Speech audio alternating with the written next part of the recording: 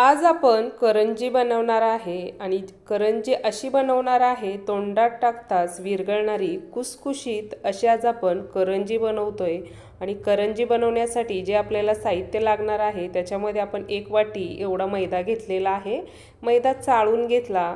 अर्धी वाटी इथं बारीक असा रवा घेतलेला आहे, तोही चाळून घेतला। चवीनुसार मीठ आणि 1 चमचा एवढं आपण तूप घेतलं। तूप आपल्याला गरम करून घ्यायचं आहे आणि मैद्यामध्ये घालून मैद्यामध्ये ते चांगलं मिक्स करून घ्यायचं आहे।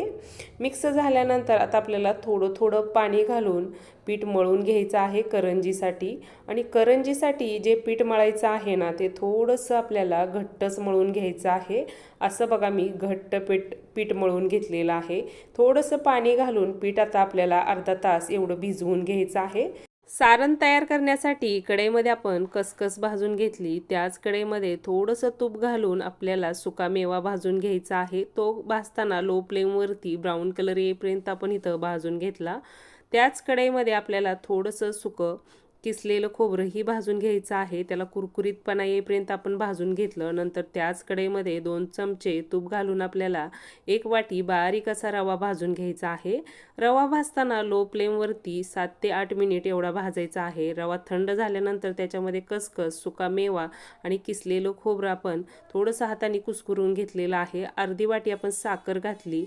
सारणामध्ये आपल्याला विलायची पावडर घालायची आहे। कुस्करलेलं आपण खोबरंही घालून घेतलं। सारण आपलं तयार झालं। अर्धा तास एवढी कणिक पण बघा छान अशी भिजून झालेली आहे। ती थोडीशी मळून घ्यायची आहे। त्याच्यामधला एक छोटासा गोळा काढून तो तळहातावरती मळून घ्यायचा आहे। आणि नंतर मग पिठामध्ये घोळवून आपल्याला एक छोटी पुरी लाटायची आहे पोळपाटावरती। लाटताना तिचे काठ बारीक असे लाटायचे आहेत। करंजी तयार करण्यासाठी आपण करंजीचा साचा घेतलेला आहे। साच्यामध्ये पुरी ठेवून त्याच्यामध्ये आपल्याला सारण भरपूर असं भरून घ्यायचं आहे।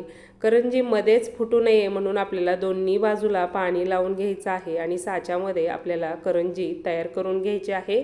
एक्स्ट्राचं जे पीठ आहे ते काढून घ्यायचं आहे। मस्त अशी आपली करंजी तयार झाली। याच पद्धतीने आपण सर्व करंज्या तयार करून घेतलेल्या आहेत। आता तळून घेऊया। तळण्यासाठी कढईमध्ये इथं आपण तेल गरम करून घेतलेलं आहे। लो टू मिडियम फ्लेमवरती 4 मिनिट एवढं तेल गरम करून घेतलं। त्याच्यामध्ये करंज्या सोडून करंजीला ब्राऊन कलर येईपर्यंत आपण करंजी छान अशी तळून घेतलेली आहे। मस्त अशी कुसकुशीत आपली करंजी तयार झालेली आहे।